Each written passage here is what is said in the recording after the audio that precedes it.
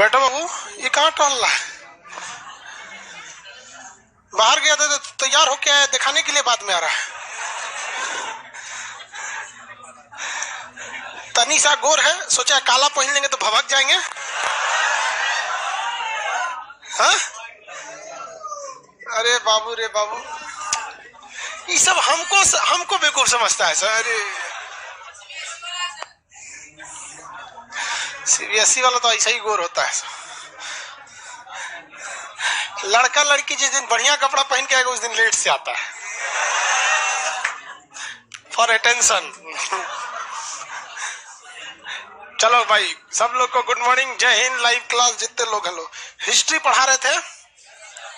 History में मौर्य काल के बारे में बता रहे थे। अरे बाबू सीबीएसई वाले आप खड़े क्यों हो गए? लड़की सब आ गई सर, गलत बात है। आज महिला दिवस से बर्दाश्त कर लीजिए, अगर नहीं रहता तो फिर हम आपको वहीं बैठाते। लेकिन आपकी भी गलती, आप गर्ल्स वाले एरिया में बैठे थे। खंबा पे पढ़ो क्या लिखा है, यहां तक गर्ल्स का सीट है और उसको सिग्नल को लाल रंग से लिखा गया। खतरे का संकेत कैसा होता है? लाल। हिस्ट्री पढ़ा रहे थे लाइव वाले सारे लोग। गुड मॉर्निंग, गुड आफ्टरनून, जय हिंद, सत श्री अकाल। चलो भाई देखो, हिस्ट्री में हम आपको बहुत हद तक बता दिए था। अभिलेखों के बारे में बता देना। टीम पैंथर ने तो सोच रहा अभिलेख को फालतू कह दिया था कि पढ़ने का काम किसने किया था? James Prince. अब पैंथरवा क्या बोला? फालतू है, कोनो आदमी के लिखल है, फेंक दे यहाँ पे। सोचा उसको फालतू करके निकाल दिया, जबकि पढ़ने में कामयाबी किसको मिली? हाँ, जेम्स प्रिंसेप को मिल गई थी। 14 शिलालेख याद रहेंगे सारे लोग को? क्वेश्चन पूछा जाए, किसी को कोई दिक्कत नहीं। चलिए पूछते हैं हम लोग। अशोक के किस शिलालेख में सभी धर्मों में आपसी समन्वय बनाने की बात? कौन सा? सबसे छोटा शिलालेख रुमनदेई। कौन है? रुमनदेई में प्रशासन की चर्चा है नहीं, किसकी चर्चा? यानी टैक्स वगैरह की चर्चा। रुमनदेई भारत में है या पाकिस्तान में? नेपाल में। कहां पे? नेपाल। फटाफट बनाएंगे। अशोक के कितने छोटे शिलालेख मिले? नेपाल से रुमनदेई, नेपाल में रुमनदेई मिला था ना। हरियाणा में टोपरा, उत्तर प्रदेश में मेरठ। इन दोनों को कहां लाया गया? दिल्ली। कौन लाया? फिरोज शाह तुगलक। तो 3 ठो ये निपट गया। कौशाम्बी में था। इलाहाबाद कौन लाया? अकबर। 4 ठो ये निकल गया। अब 3 को एकदम झोपा है बिहार के चंपारण में। एक है आपका रामपुरवा, लौरिया नंदनगढ़, लौरिया अरेराज। आपसे सवाल पूछते हैं, अशोक के लघु शिलालेख की संख्या 7 है, इनमें से किस एक पर मोर के चिन्ह है? लौरिया नंदनगढ़ बिहार के चंपारण में। लघु शिलालेख हो गया। बड़े शिलालेख जो थे उन्हें चतुर्दश शिलालेख कहा गया। टोटल कितने? 14। पशु हत्या पर रोक लगा दी गई। प्रथम अहिंसा। लेकिन पशु तथा मानव चिकित्सा की बात, हाँ? दक्षिण भारत के कितने राज्यों की चर्चा? चेल, चोल, पांड, सतिया पुत्र और एक कौन? और एक श्रीलंका की चर्चा। बट वो उस समय विदेश में था। और इवन की दक्षिण भारत के राज्य भी अशोक के अंडर में नहीं थे। सब वो दक्षिण भारत में नहीं गए थे लोग। उधर नर्मदा नदी पार करो, फिर पहाड़ पार करो, दक्षिण भारत काफी टफ हो जाता है। यहां तक समझा दिए थे। अशोक के किस शिलालेख में स्त्री महामात्र की चर्चा? 12 में। किसमें? 12 में। याद देखो भैया, लास्ट 14 वाला भूल जाओ, उसमें माफीनामा है। हम गलती हो गया होगा भैया, माफ कर दियो, हमरा से हो गया, इसे माफीनामा है। ठीक है। 14वें में क्या है? माफीनामा। 13वें में कलिंग युद्ध और 12वें में स्त्री महामात्र। छोटे मोटे त्योहारों पर रोक, इसी को घुमा के कहेगा कर्म कांड पर रोक।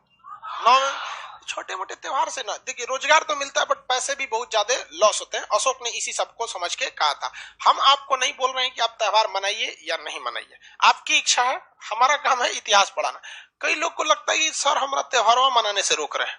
हम काहे रोकेंगे भैया? आपको मनाना है तो आप अब ये क्लास से उठ के जाइए, त्योहार मनाइए। हम रोकेंगे? हम कौन होते भाई रोकने वाले आपको? इसलिए आप लोग ये सब काम नहीं करेंगे। चलिए ध्यान से सामने आइए और समझिए ध्यान से। अशोक वगैरह के बारे में कंप्लीट। अशोक के शिलालेख में 3 अधिकारियों की चर्चा की अभिलेख। तीसरे आदमी कौन कौन? राजुक, युक्तक, प्रदेशक। सबसे महत्वपूर्ण कौन था? राजुक। चलिए अब आगे बढ़ते हैं। अशोक ने कलिंग में जो अभिलेख लिखवाया है, उस अभिलेख में उसने किस युद्ध की चर्चा नहीं किया? कलिंग युद्ध की चर्चा नहीं, कलिंग युद्ध की चर्चा नहीं किया। उसमें कहा है कि जिस तरह एक माँ अपने बच्चे को एक पालनहार यानी धाय माँ या किसी दासी को, अच्छी दासी को देकर क्या हो जाती है? टेंशन फ्री हो जाती है। उसी तरह मैं अपने ये जितनी जनता है ये मेरे पुत्र पुत्री के समान है। इसे मैंने याजुक नामक युक्तक को, राजुक नामक अधिकारी को हमने क्या किया है? सौंप दिया। यह लोगों को पुरस्कृत भी करेगा, साथ ही साथ दंड भी देगा। पुरस्कृत के साथ साथ क्या करेगा? दंड भी देगा। इसलिए इसने ये अधिकारी को नियुक्त किया था।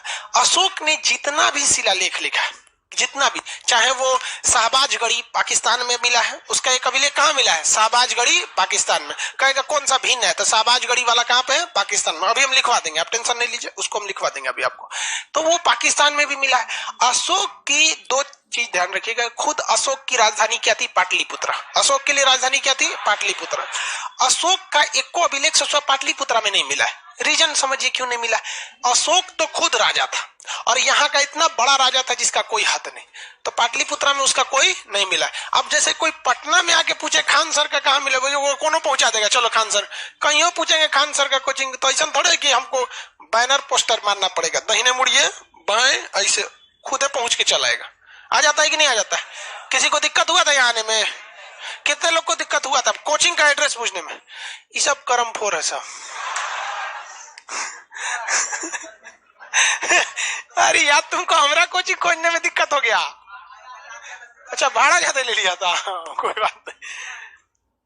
देखिए ध्यान से, ऊपर क्लास चढ़ने में थोड़ा सा दिक्कत होता है। तो अशोक ने भी क्या सोचा कि भैया हमारा तो मगध पाटलिपुत्र हमारा है, जो संदेश भेजवाएंगे तुरंत पहुंच जाएगा, इसलिए यहाँ अभिलेख लिखवाना कोई औचित्य नहीं बनता है। तो अशोक ने पाटलिपुत्र में अभिलेख नहीं लिखवाए। अशोक के अभिलेख के लिए जो पत्थर आए गए थे उत्तर प्रदेश के चुनार से लाए गए। उत्तर प्रदेश के कहां से? चुनार से लाया गया था। समझ में गया? वहीं पे चुनार में ही एक जगह है, यहाँ पे चुनार के किला में बिहारी शासक था शेर शाह सूरी, पटक के मारा था हुमायूं को, हुमायूं भारत छोड़ के भाग गया था। तो उत्तर प्रदेश के चुनार के पास है। आगे बढ़ जाए, ये तो पत्थर वगैरह मिल गए। अशोक ने कुछ संदेश भी दिए थे। कहा था कि देखो भैया हमारा सिद्धांत जो है वो 2 चीजों पर कार्य करता है, स्वनियंत्रण पर। किस पर? स्वनियंत्रण। आप जब नहीं सुधरोगे तब तक दुनिया आपको नहीं सुधार सकती। आपकी गलती है। अब देखिए हम लोग समाज में ना, अभी भी बिहार की ये सबसे बड़ी समस्या है, सबसे बड़ी समस्या। यहाँ कुछ लोग अपने व्यक्तिगत फायदे के लिए ऐसा काम करके चले जाते हैं, ऐसा काम ना कि आने वाले बहुत लोगों को तकलीफ हो जाती है, बहुत ज्यादा दिक्कत हो जाता है। जैसे हम आपको एक एग्जांपल बताते हैं, 2019 की बात बता रहे, लॉकडाउन से पहले एक लड़का आया ऑफिस में और चप्पल टूटा हुआ था, सब कुछ मतलब एकदम बहुत गरीब था निहायत। हमको बहुत माया लगा, कहा कि सर हमारा एडमिशन गरीब है, हमको कर दीजिए ना, हमारे पास इतने पैसा है। तो हम कहे कि बात कराओ पिताजी से। तो पिताजी से कहे कि सर आप, हम गरीब आदमी हैं, आप जितना में कहेंगे हम उतना में कर देंगे। तो हम कहें कि भाई देखो आदमी शिक्षक है, पैसा के लिए तो भाई बहुत काम हो सकता है, लेकिन पैसा के लिए केवल शिक्षा नहीं। हम कहे जाओ बाबू तुम ऐसे पढ़ लेना। तो हमको लगे अगले दिन उस ससुरा पल्सर से आया था।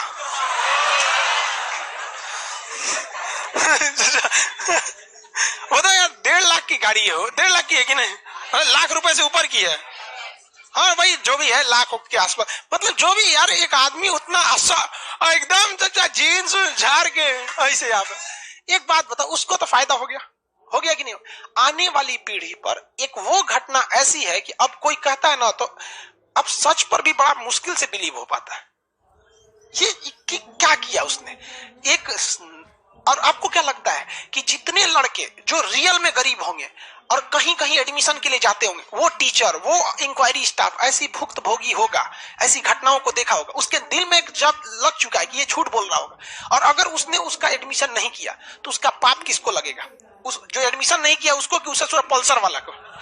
और ओके लगता है कि हमारा नौकरी हो जाएगा, ले अरे भैया तुम हमको ठग सकते हो, सीसीटीवी कैमरे से बच सकते हो, लेकिन वो सीसीटीवी जो भगवान लगा के रखा है सोचो तू कबो नहीं बचेगा। यहाँ पर दगाबाजी कभी नहीं कीजिएगा। आपकी एक गलती से किसी का मतलब बहुत बड़ा लॉस हो जाए। क्या यार आपको लगता है यहाँ पे कोई लड़का कह दे, चाहे लाइव में हो चाहे यहाँ पे, फीस की वजह से लौट जाए? ऐसा नहीं हो सकता।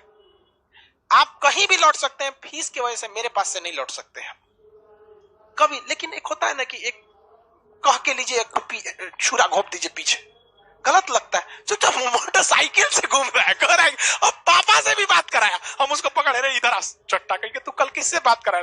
कहा कि सर वो मेरा दोस्त था। अरे आराम को दोस्त को बाप बना दिया।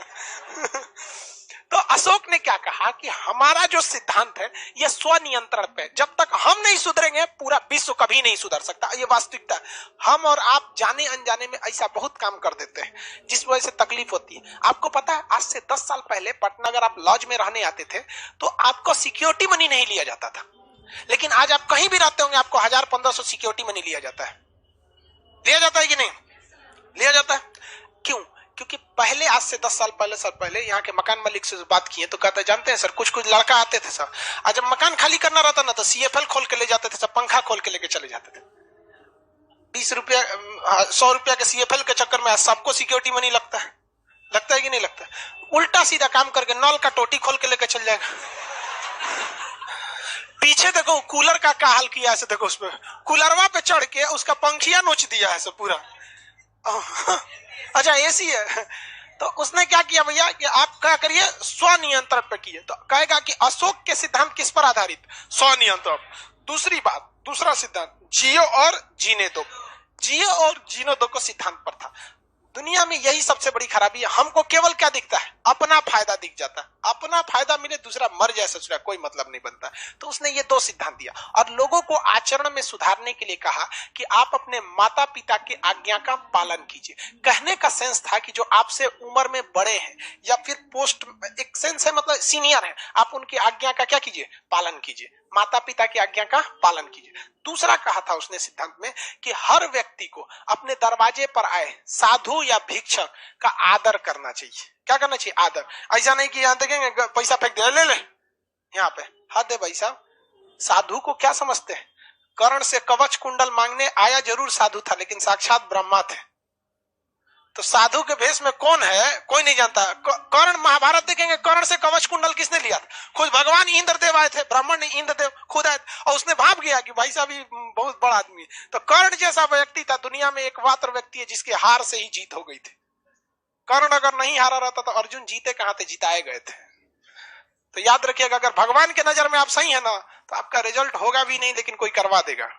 बहुत से लड़कों का ऐसा हुआ भी है, बहुत मतलब। तो इसलिए इंसानियत में रखिएगा। भगवान भी बहुत बड़ा चीज होता है, कभी कभी काम कर देता है लेकिन हमेशा नहीं करता है। तो आपको क्या करना भैया? पहला सिद्धांत उसने क्या दिया था कि माता पिता की आज्ञा का पालन करें, साधु तथा भिक्षुक के प्रति आदर रखें, उसका आदर कीजिए, और जो आपके नौकर तथा दास हैं इनके प्रति सहानुभूति रखिए। सहानुभूति मतलब इंसानियत रखिए। बेचारा का तबीयत खराब हो गया, किसी नहीं आया तो कहे नहीं आया रे चट्टा तोरा, तो एक दिन का तनख्वाह काट लेंगे। भाई वो भी आदमी है, मशीन नहीं है, वो भी मशीनों बिगड़ जाता है। तो उसने 4-5 जो सिद्धांत मेनली याद रखेगा। उसका पहला किस पर आधारित था? स्वनियंत्रण, यानी अपने पर नियंत्रण। जियो और जीने दो। किसकी आज्ञा का पालन करना था? माता पिता। आदर का भाव रखना था साधु यानी भिक्षुक को, और सहानुभूति रखनी थी। सहानुभूति का मतलब होता है दया का भाव। दया का भाव ये बहुत है। जब कभी दीपावली आता होगा ना तो आप टीवी पर प्रचार देखते होंगे, बड़ा मतलब मार्मिक प्रचार देता है कि लोग अपने नौकर नौकरानियों को गिफ्ट देते हैं। हाँ, बड़ा अच्छा होता है, वो सब भी देते रहना चाहिए। त्योहार वगैरह में खुद से ज्यादा दूसरे का करना चाहिए। ये अशोक के 5 सिद्धांत याद रहेंगे। इसमें किसी को कोई दिक्कत है तो बोलिए। कोई दिक्कत नहीं है। अशोक का जो मतलब अभिलेख लिखने के लिए जो पत्थर थे वो कहां से लाए गए थे? हाँ, अब मौर्य काल में देखिए हम लोग अर्थव्यवस्था समझते हैं, ये अशोक का सिद्धांत समझ में आ गया। मौर्य काल में देखिए अशोक के बाद कोई महान शासक नहीं आया और यही रीजन हो गया इस धर्म के पतन का कारण बन गया। अशोक जो था क्या धार्मिक रूप से सहिष्णु था या नहीं, तो देखिए धार्मिक रूप से सहिष्णु था, वो सारे धर्मों को इज्जत करता था। अगर इज्जत नहीं करता तो अशोक ने बौद्ध धर्म को अपना लिया, लेकिन इसे कभी भी राजकीय धर्म घोषित नहीं किया। इसने कभी भी बौद्ध धर्म वालों को एक्स्ट्रा छूट या हिंदू या जैन धर्म वालों पे एक्स्ट्रा टैक्स नहीं लगाया था, जिस तरह औरंगजेब के समय हिंदुओं या अन्य जाति पर जजिया लगाया गया था, नहीं लगाया था। जो ये बताता है कि अशोक धार्मिक रूप से सहिष्णु था। वो हिंदू धर्म त्यागने के बाद भी अशोक ने अपने अभिलेख में स्पष्ट लिखा है कि मेरे अधिकारी ब्राह्मणों को न सता। ये आप बताइए किस अभिलेख में लिखा है? कौन सा अभिलेख? 11वां अभिलेख। 10वां में तो धर्म का महत्व बताया है, 11वां में ब्राह्मणों को न सता, ब्राह्मणों को न सता। किसी को कोई दिक्कत नहीं है क्या? ब्राह्मणों को न सता। आगे बढ़ जाए तो कौन से अभिलेख में? ये हिंदू धर्म के प्रति हो गया। अशोक के पिताजी का नाम क्या था? बिंदुसार। अशोक के पिताजी बिंदुसार आजीवक संप्रदाय को मानते थे। अशोक ने गया के बराबर की पहाड़ियों में 4-4 गुफाएं किसे दे दिया? आजीवक संप्रदाय के भक्तों को दान में दे दिया। क्या किसी धर्म को अशोक ने सताया था? नहीं, अशोक ने किसी धर्म को नहीं सताया था। मौर्य काल के अंदर ये धार्मिक सहिष्णुता बहुत ही अच्छी थी। हाँ, अशोक के समय पे सैन्य व्यवस्था भी बहुत अच्छी थी। मौर्य काल में सेना 2 तरह से रहती थी, एक अस्थाई सेना थी और एक अस्थाई सेना थी। अस्थाई और अस्थाई। अस्थाई सेना हमेशा दुर्ग तथा महत्वपूर्ण चीजों के आसपास सुरक्षा में लगते रहते थे। दुर्ग वगैरह की सुरक्षा में क्या लगी रहती थी। जबकि अगर आप देखेंगे जो अस्थाई सेना थी वो युद्ध के समय या आपात स्थिति में क्या किया जाता था? बुलाया जाता था। किसी को कोई दिक्कत? युद्ध या आपात स्थिति में क्या किया जाता था? बुलाया जाता था। किसी को कोई दिक्कत नहीं? आगे बढ़ जाए तो मौर्य काल में ये सेना हो गई। मौर्य काल की जो सेना थी नंदों से बड़ी थी या छोटी थी? बड़ी थी, नंद से बड़ी थी। जब लेकिन जस्टिन नामक इतिहासकार ने कहा दिया कि इसकी फौज लुटेरों की क्या थी? फौज थी। मतलब लुटेरा थे सब। इसके फौज कभी कभी जाके क्या करते थे सब? लूट लेते थे सब। हालांकि उस समय इतना बढ़िया व्यवस्था नहीं था कि सब पर आदमी क्या कर सके? कंट्रोल किया जा सके। तो अशोक के सेना कितने टाइप की थी? 2। एक मतलब अस्थाई और अस्थाई। अस्थाई और अस्थाई। दुर्ग वगैरह की सुरक्षा अस्थाई, युद्ध के समय कौन आते थे? अस्थाई। जबकि नंद वंश के समय देखेंगे तो उस समय भी सेना 2 टाइप की थी, अस्थाई और अस्थाई। तो उस ससुरा नंद वाला क्या करता था कि अस्थाई सेना को अंदर रखता था और जब युद्ध होता था तो जो अस्थाई सेना लाता था उसे अग्रिम पंक्ति में खड़ा कर देता था। अब पहले लड़ाई तलवार भाला से होती थी तो सबसे पहले जो अग्रिम पंक्ति में रहेगा अगली लाइन में उसको तो मरना फिक्स है। पीछे वाला ना तो अस्थाई को गांवों से पकड़ के लाता था, अग्रिम पंक्ति में रख देता था और उधर से आते थे लोग उसी को मार के, दुश्मन की फौज उसी में मार और के थक जाती थी, तब तक ये आके मारते थे। बड़ी खचरा था धनानंद वहां पे। तो मौर्य वंश में ये सब सेना के प्रशासन में ये सब चीजें हुआ करती थी। किसी को कोई दिक्कत है? मौर्य काल में प्रशासन भी बहुत अच्छे से था।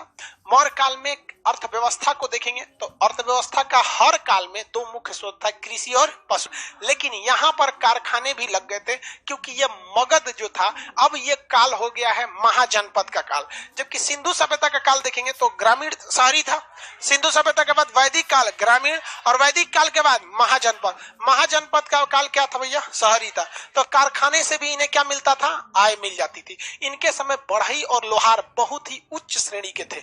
मौर्य काल में बढ़ई तथा लोहार क्या थे? एकदम उच्च श्रेणी के। बढ़ई के वजह से लकड़ी के महल वगैरह बहुत बड़े बड़े बनाए गए, जिसमें कुम्हरार का ये जो कुम्हरार है ना पटना में, यहाँ पे अशोक का किला वगैरह महल वगैरह किससे बनाए गए थे? लकड़ी से, बहुत बेहतरीन। और कुशल लोहार होने की वजह से हथियारों की कोई कमी नहीं होती थी। लेकिन दिक्कत था कि अशोक ने हथियार त्यागने का क्या कर दिया था? प्रण ले लिया था। इस वजह से इसका वंश क्या होने लगा? खत्म होने लगा। अशोक के समय 2 प्रमुख कारीगर कौन कौन सा? बढ़ई और लोहार। बढ़ई तथा लोहार, ये 2 सबसे प्रमुख कारीगर थे सब अशोक के काल में। अशोक के काल में वास्तुकला, वास्तुकला मतलब सोचते हैं बिल्डिंग निर्माण, वास्तुकला भी बहुत अच्छा था। लेकिन ज्यादातर वास्तुकला धार्मिक देखने को मिलेगा। बौद्ध स्तूप वगैरह के बारे में, बौद्ध स्तूप, सबसे बड़ा स्तूप कौन है? सांची का, सांची का बौद्ध स्तूप। सांची का कौन सा स्तूप? बौद्ध स्तूप। बौद्ध स्तूप ऐसे होता है, इस टाइप का गोल घर जैसे ना, वैसे सांची का बौद्ध स्तूप। ऐसे बिहार में पटना में एक जगह है दीदारगंज, अरे थोड़ा सा दूर है दीदारगंज, वहां पर एक मूर्ति मिली है, यक्ष यक्षिणी की मूर्ति, बहुत अच्छी पत्थर से कटाई करके मूर्ति बनाई गई है। अशोक जो था वास्तुकला के क्षेत्र में लोगों को संदेश देना चाहता था। इसकी वास्तुकला यानी भवन निर्माण में सबसे अच्छी जो चीज थी वो थी संदेश देने के लिए अशोक ने क्या किया था, जगह जगह अपने संदेश दिलाए थे और सारनाथ में उसने अशोक स्तंभ बनवा दिया। देखिए यही है सारनाथ का अशोक स्तंभ। ऐसे एक बहुत बड़ा सा क्या बनाया, पिलर बनाया। सारनाथ कहाँ है, बनारस में। बनारस देख रहे हैं, बस बनारस के पास सारनाथ है। जैसे पटना के पास दानापुर है, दिल्ली के पास गाजियाबाद है, हैदराबाद के पास सिकंदराबाद है, उसी तरह बनारस के पास क्या है, सारनाथ। अरे वही सारनाथ जहाँ महात्मा बुद्ध मिगदाब वन में गए थे, पूजा कर रहे थे 5 मित्रों के साथ। क्या ज्ञान मिला क्या? हाँ नहीं मिला। चलिए यहाँ देखिए ध्यान से, ये कौन सा स्तंभ है, अशोक स्तंभ। कौन सा स्तंभ है, अशोक स्तंभ है। अशोक स्तंभ पे अशोक ने 4 बाघ को रखा था, 4 शेर को। कितने शेर रखा, 4। दिखता कितना है, 3। एक तो इस साइड किधर भी रहेंगे तो एक तो पीछे साइड का नहीं दिखेगा। जो ये दिखाता था अहिंसा के रास्ते को। लोग कहते थे एक जंगल में एक ही शेर रहता है, एक जंगल में एक ही शेर। अशोक ने क्या किया कि 4-4 शेर को क्या रखा, पास में रख दिया था। जो ये दिखा रहा था कि अशोक किस तरह से अहिंसा का पुजारी था। और इसके नीचे देवनागरी लिपि में लिखाया गया सत्यमेव जयते, सत्यमेव जयते। सच की हमेशा क्या होती है, जीत। हम लोग का मतलब राष्ट्रीय चिन्ह क्या है, अशोक स्तंभ। उस राष्ट्रीय चिन्ह के नीचे क्या लिखा है, सत्यमेव जयते। किस उपनिषद से लिया गया, मुंडकोपनिषद से। किसी को कोई दिक्कत? अशोक स्तंभ कहाँ मिला है, सारनाथ में। क्या वास्तुकला बढ़िया थी या नहीं थी, बेहतरीन। 2 कारीगर बताइए, एक बढ़ई है एक लोहार, बढ़ई और लोहार। किसी को कोई दिक्कत नहीं? आगे बढ़े, एक बार जो बताए रिवाइज करिए। अशोक को पत्थर कहां से मिले? आज तो कुछ लिखे ही नहीं जी, इस पे कुछ नहीं लिखे आज। पत्थर कहां से मिले? चुनार से मिले। कहां से? चुनार से मिल गए थे। अशोक के जो अभिलेख मिले हैं पाकिस्तान में, खरोष्टी लिपि में, उसके नाम क्या? शाहबाजगढ़ी। क्या नाम है? शाहबाजगढ़ी। पाकिस्तान के कहां पे? शाहबाजगढ़ी। मटेरियल खोलिए, लिखवा देते हैं। मटेरियल में लिखा हुआ है कि नहीं आपके? नहीं है? कहां पे? नहीं, कॉपी नहीं, थोड़ा सा गड़बड़ हो गया। ये नहीं लिखा होगा शाहबाजगढ़ी, शाहबाजगढ़ी। देखिए पेज नंबर मटेरियल में कितना नंबर है जी? हाँ अच्छा 16 नंबर पे। तो अशोक के 14 शिलालेख लिखा है ना, इन 14 ठो में से बस 2 ठो है जो भिन्न भाषा में है। 14 ठो में से 2 ठो क्या है, भिन्न है। मानसेहरा और शाहबाजगढ़ी, मानसेहरा और शाहबाजगढ़ी, खरोष्टी पाकिस्तान। ऊपर लिख दीजिएगा, यहाँ पे सबसे ऊपर देखिए, ये 14 शिलालेख लिखे है ना, अशोक के 14 शिलालेख हो गया। ऊपर में क्या लिखेंगे, मानसेहरा और शाहबाजगढ़ी, मानसेहरा और शाहबाजगढ़ी पाकिस्तान खरोष्टी लिपि, मानसेहरा और शाहबाजगढ़ी पाकिस्तान खरोष्टी लिपि। मानसेहरा और शाहबाज लिख देगा क्या, मानसेहरा और शाहबाजगढ़ी, मानसेहरा शाहबाजगढ़ी, ये दोनों कहाँ है, पाकिस्तान। कौन सी लिपि में? पाकिस्तान में तो जितने मिले हैं सबके सब किसमें है, खरोष्टी लिपि, खरोष्टी लिपि में। और पाकिस्तान को टप जाएंगे, थोड़ा सा पार करेंगे पाकिस्तान को, तो कौन सा जगह मिलेगा, अफगानिस्तान। कौन सा है, अफगानिस्तान। पाकिस्तान के जस्ट ऊपर कौन सा है, अफगानिस्तान। पाकिस्तान के जस्ट ऊपर अफगान नहीं है जी, नक्शा नहीं देखे, भारत के ऊपर पाकिस्तान, उसके अफगानिस्तान। यहाँ पर कौन सा अभिलेख पता है? तो 2 भाषाओं में लिखा गया है, सरे कुना अभिलेख, वो लिखा ही हुआ है इसमें। तो नीचे लिखा हुआ है सरे कुना, इसको लिखने की जरूरत नहीं है, सर ए कुना नीचे लिखा हुआ है। सरे कुना अभिलेख किस भाषा में था, तो ग्रीक और अरमाइक द्विभाषी अभिलेख कौन था, सरे कुना, सरे कुना। किसी को कोई दिक्कत नहीं ना, ये तो लिखा हुआ है, सरे कुना तो लिखा हुआ है, इसको लिखने की जरूरत नहीं है, इसको लिखने की जरूरत नहीं है। द्विभाषी है, ग्रीक अरमाइड। हाँ वेरी गुड। चलो देखा, इतना समझ में आ गया। मानसेहरा और शाहबाजगढ़ी, मानसेहरा तो था, शाहबाजगढ़ी। आगे बढ़े, लाइए क्वेश्चन पूछते हैं थोड़ा, जो बताए उसके हिसाब से।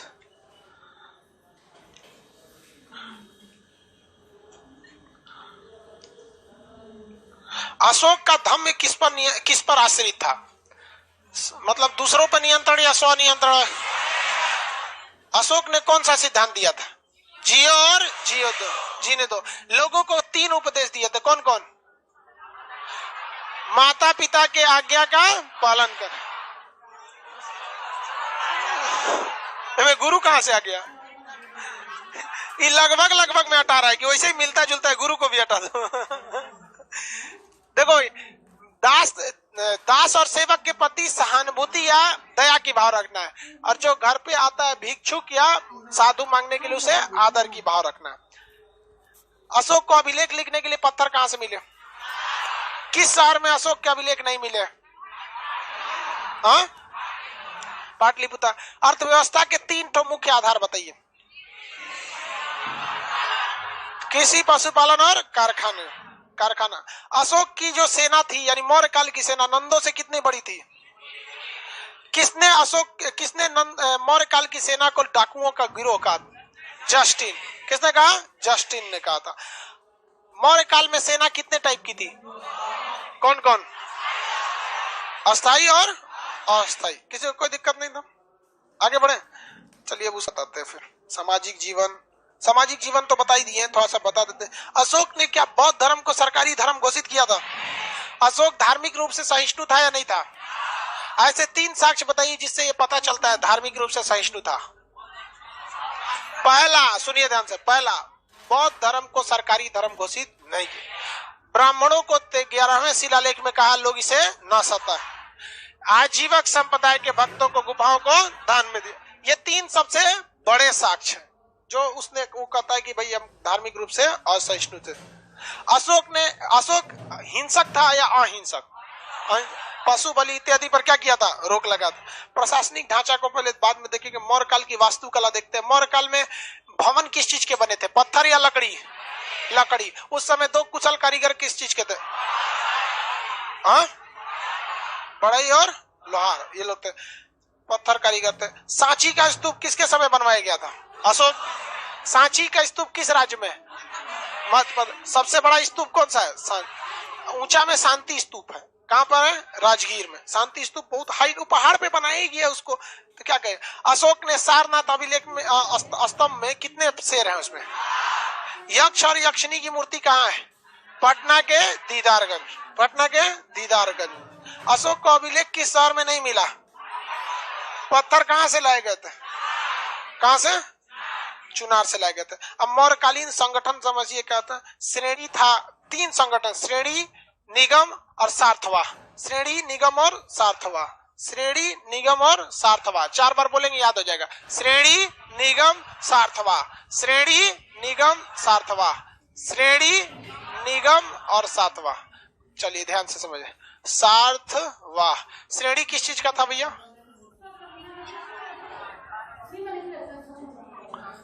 देखिए, श्रेणी जो था वो शिल्पकार लोगों का था। किसका था? शिल्पकार मतलब होते हैं लोग जो कढ़ाई बुनाई इत्यादि का काम करते हैं। तो शिल्पकारों का संगठन का नाम था, क्या था? श्रेणी उन लोग का संगठन था। उसमें कपड़ा उपड़ा बहुत ज्यादा बनाए गए थे।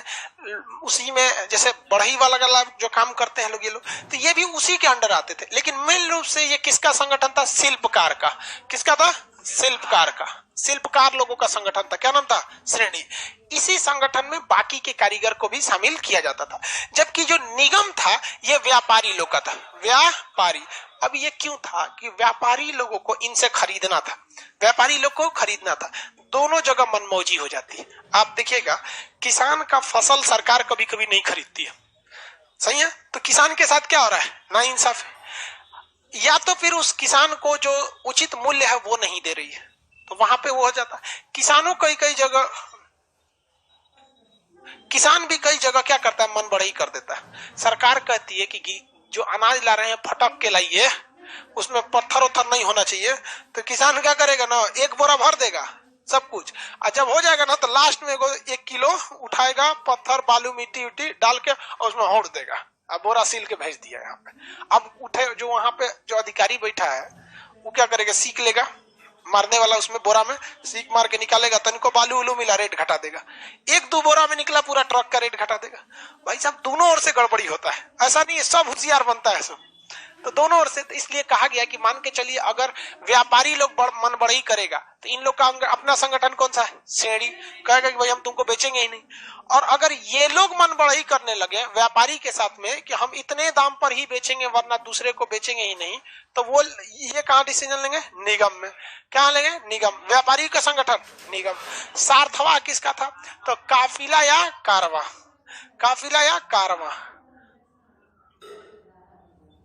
काफिला नहीं समझते हैं, काफिला पहले जो व्यापार होता था, पहले के टाइम पे अकेले कोई व्यापार करने नहीं जाता था, लूट लेगा सब बीचवे में, तो सारे लोग ग्रुप बनाते थे लोग, और एक ही साथ ग्रुप में 50-60 आदमी घोड़ा ओड़ा पे लेके पूरा ग्रुप में चला कारवा यानी काफिला, उसके साथ चलते थे। तो अब एक शहर से दूसरे शहर में जाके व्यापार करते थे। आज ना डेवलपमेंट हो गया है, जोमेटो से मंगाइए, ऑनलाइन मंगाइए, अमेजोन फ्लिपकार्ट, पहले यही था सब, अमेजोन फ्लिपकार्ट, बहुत धीरे धीरे आदमी आगे बढ़ा है। तो कारवा या काफिला, इन लोग का संगठन कौन था, सार्थवा। याद रहेगा 3 ठो संगठन का नाम, श्रेणी निगम सार्थवा, श्रेणी निगम सार्थवा, श्रेणी निगम सार्थवा, श्रेणी निगम सार्थवा। किसी को कोई दिक्कत नहीं है, श्रेणी निगम और सार्थवा, श्रेणी निगम और सार्थवा। आगे बढ़ जाए, चलिए ये किसका संगठन भैया, शिल्पकार लोग का हो गया। श्रेणी निगम किसका हो गया, व्यापारी। और उसके बाद किसका हो गया, अब खेती वगैरह और अधिकारी वगैरह को देखते हैं। खेती जो थी सरकारी भूमि को सीता कहते थे, उसकी देखरेख करने के सीताध्यक्ष होता था। कई टाइप के अधिकारी के पद हो गए। यहाँ पर जो पुलिस डिपार्टमेंट था, क्या था, पुलिस डिपार्टमेंट बहुत ही मतलब सुदृढ़ था पुलिस डिपार्टमेंट। यहाँ न्याय व्यवस्था भी बहुत अच्छी थी, न्याय व्यवस्था मौर्य काल में वो भी अच्छी थी। गुप्तचर व्यवस्था, ये भी बहुत, गुप्तचर व्यवस्था, ये 3 चीज बहुत अच्छी थी। ये तीनों चीज को देखेंगे मौर्य काल में बहुत ज्यादा क्या किया गया, महत्व दिया गया। जो गुप्तचर होते थे, गुप्तचर मतलब जासूस, इन्हें गूढ़ पुरुष कहा जाता था। क्या कहता था, गूढ़ पुरुष। और ये घूम घूम कर क्या करते थे, जासूसी का काम करते थे। जासूसी का काम घूम घूम के करते थे। अब जो एक जगह रुक के करते थे घूमकर, अब कुछ लोग क्या करते थे, घूम घूम कर। जासूसी 2 तरह से होती, एक जगह रुक के जासूसी होती थी अस्थाई, और एक जगह जो घूम घूम के करते थे इधर उधर, वो संचार उसे कहा जाता। एक को कहा जाता संस्था, एक का नाम था संचार। देखिए मटेरियल में लिखा है कि नहीं जी, देखिए लास्ट में लिखा होगा 9 नंबर में, संस्था और 8वां होगा। खैर कोई बात नहीं, अब इसको छोड़िए, हम सीक्वेंस में, आपके सीक्वेंस में कुछ और होगा, हम यहाँ बता देते हैं कुछ और। इतना ध्यान नहीं ना रहता है मटेरियल में सीक्वेंस कौन सा है। देखो न्याय गुप्तचर, गुप्तचर को क्या कहा जाता था, गूढ़ पुरुष, गूढ़ पुरुष, गूढ़ पुरुष कहा जाता था गुप्तचर में। हालांकि गुप्तचर में सबसे बेहतरीन गुप्तचर का काम महिलाएं करती हैं। CIA हो गया या मोसाद हो गया, उसमें गुप्तचर में सबसे आगे कौन है, महिलाएं हैं। बहुत जबरदस्त, मतलब गुप्तचर का काम कर लेती है सब। उन सब से कोनो बतिया बताइयो देता है आराम से, खूब बढ़िया मेकअप वेकअप करके ठोड़ और रंग के बता देगा। और लड़का सब ये मानव की टेंडेंसी होती है, ऑटो में बैठेगा लड़का ना, कोनो आगे पुरुष बैठेगा, घसको ना, है जगह कहाँ है इस बात, और कोनो लड़की कहेगी अरे अरे बैठिए यार, ऐसे क्या होता है। देखिए बेचारा मत देखेगा ठीक ठाक बैठा है तो उतरना रहेगा, गांधी मैदान चल जाएगा, बोरिंग रोड साथ चल जातना। छात्र अच्छा हाल है यार, लड़का सब जो होता है ना बहुत खच्चर होता है सब। संस्था 2 टाइप का था, संस्था और संचार। संस्था तथा संचार। संस्था का काम था कि एक ही जगह रुक कर गुप्तचर यानी जासूसी का काम करना, गुप्तचर यानी जासूसी का काम करना, जबकि संचार का काम था घूम घूम कर जासूसी करना। दोनों ही जरूरी थे। इन दोनों जासूस को क्या कहा जाता था, गूढ़ पुरुष। न्यायालय भी 2 टाइप का था, एक धर्मस्थली था, धर्म स्थली। न्यायालय कितने टाइप का, धर्मस्थली, और एक था कंठक शोध, कंठक शोध न्यायालय। 2 टाइप का। ये जो न्यायालय था धर्मस्थली, इसमें दीवानी मुकदमे को सुना जाता था, दीवानी, और इसमें फौजदारी। फौजदारी दीवानी मुकदमे उसे कहते हैं जो धन दौलत से रिलेटेड रहते हैं। आप मकान में घुस गए हैं, मकान खाली नहीं कर रहे हैं, बिजली बिल आया है, नहीं भर रहे हैं, ट्रेन में घुस गए विदाउट टिकट पकड़ा गए हैं, पैसा नहीं दे रहे हैं, किसी दूसरे का खेत जोत लिए पैसा दुनिया भर का होता है। मतलब पैसा जमीन जायदाद से रिलेटेड मामला है, वो किस में जाता है? दीवानी। यानी ये सारा मामला किससे जुड़ा रहता है? धन से। तो पैसे से जुड़े मामले किसमें था? धर्मस्थली। देखिए धन, ध से धर्मस्थली, धन से रिलेटेड मामला धर्मस्थली। आज भी दीवानी मामला होता है, दीवानी कोर्ट आज भी होता है, जिसे हम लोग सिविल कोर्ट कहते हैं यहाँ पे। दूसरा फौजदारी। फौजदारी में क्या होता है? मार काट वाला मुकदमा किस में जाता है? कंठक शोध में। किसी को धमकी दे दी है तो देख लेंगे हम, किस में जाएगा? मार दिए, किसी को मर गया, किडनैप कर लिए, ये सब हाथ तोड़ दिए, ये सब किडनैपिंग, मार धार, ये सब किस में जाता है? कंठक शोध न्यायालय में। इसमें बहुत बढ़िया से धुलाई होता है। इसमें धुलाई नहीं होता, इसमें जाएंगे दीवानी मुकदमे में जुर्माना लगेगा, और इसमें धुनाई होगा, बहुत बढ़िया से धुरता है। पुलिस का लाठी एक बार जो पा लेता है ना भाई साहब मत पूछो, बहुत जबरदस्त मारता है। चलो यहाँ देखो आगे। पुलिस जो था इसे राक्षीन कहा जाता था। क्या कहा जाता था? राक्षीन कहा जाता था। हमको लगता था यही सबसे अच्छा नाम दिए थे पुलिस व्यवस्था को। उस समय पुलिस व्यवस्था बहुत अच्छी थी। आप में से कितने लोग बता सकते हैं पूरे भारत में सबसे बेहतरीन पुलिस व्यवस्था किसके काल में थी? कोई आइडिया? हम इसलिए पूछ रहे हैं कि आप में से सरदार वल्लभ भाई पटेल के भाई साहब, सरदार वल्लभ भाई पटेल राजा थोड़ी थे यार। ये सबसे बेहतरीन हम इसलिए पूछ रहे हैं कि वो पटना का था, शेरशाह सूरी। शेरशाह सूरी के काल में कहा गया था कि रात 2 बजे भी कोई महिला अपने सर पर सोना लेके घर से जा सकती थी, कोई उसका सोना गायब नहीं कर सकता। आज ससुरा लड़कियां गायब हो जाएगी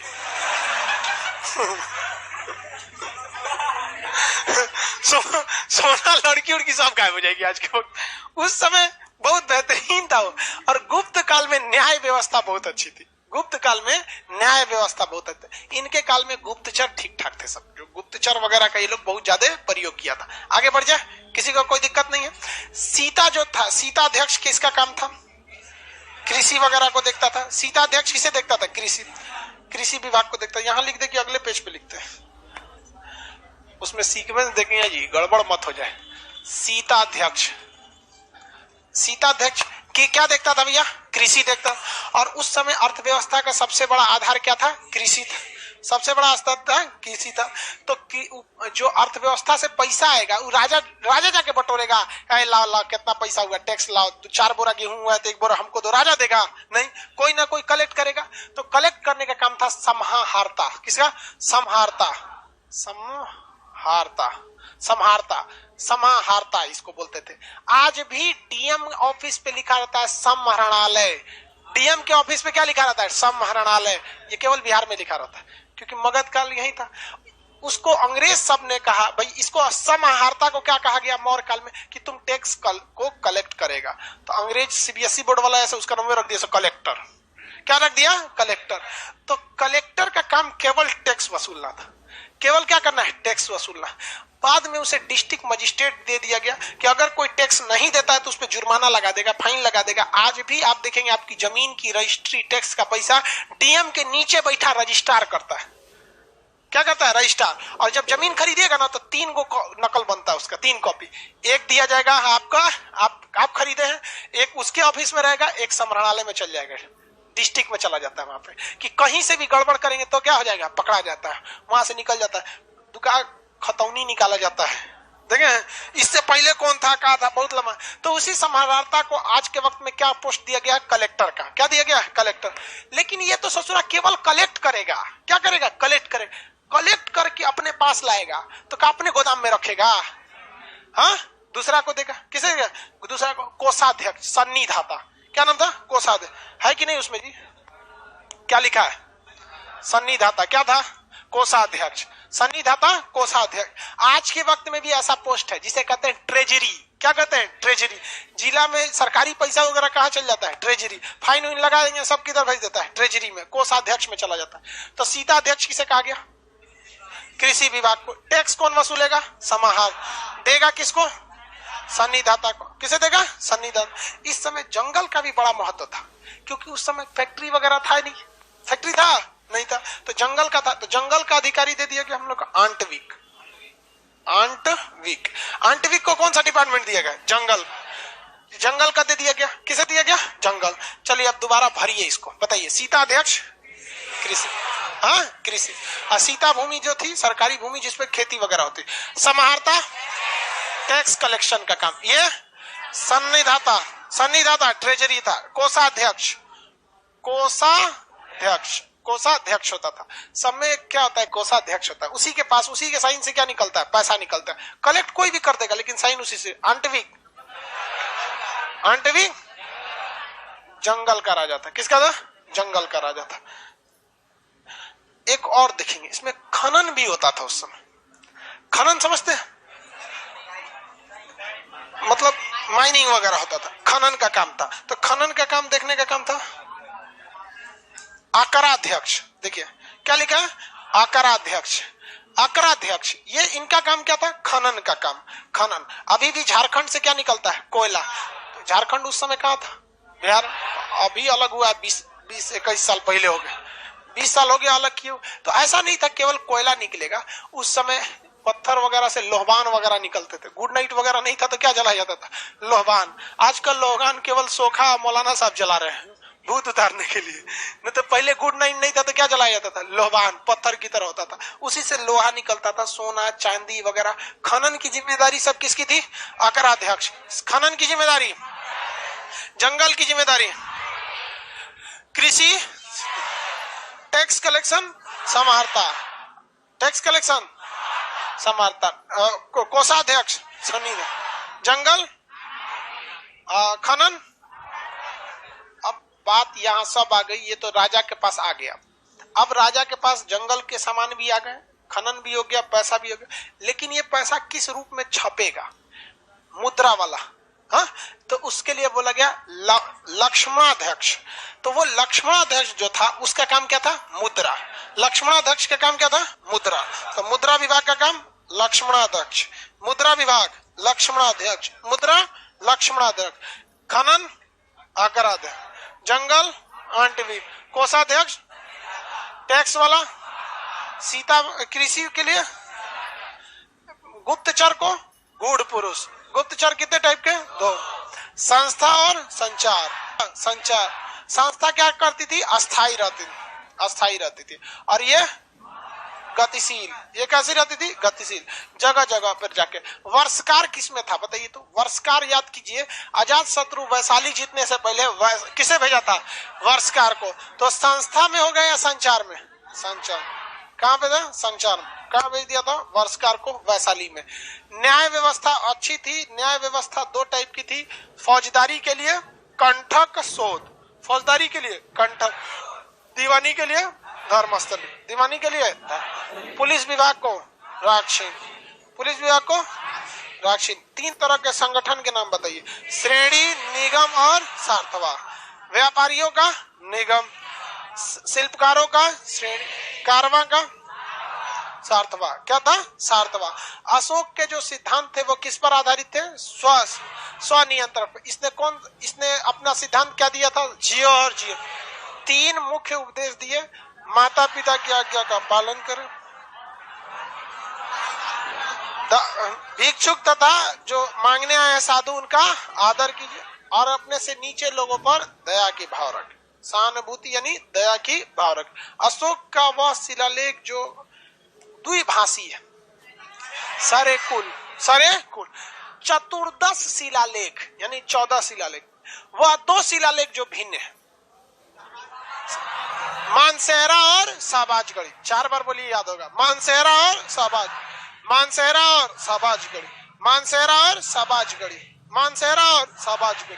किसी को कोई दिक्कत नहीं? मानसेहरा और शाहबाजगढ़ी, किसी को कोई दिक्कत? क्यों अलग है? खरोष्टी लिपि, हाँ किसमें है? खरोष्टी लिपि। पाकिस्तान में ये भी बात हो सकता है, अलग है वहाँ। द्विभाषी जो मिला है सरे कुना, वो कहाँ पे है?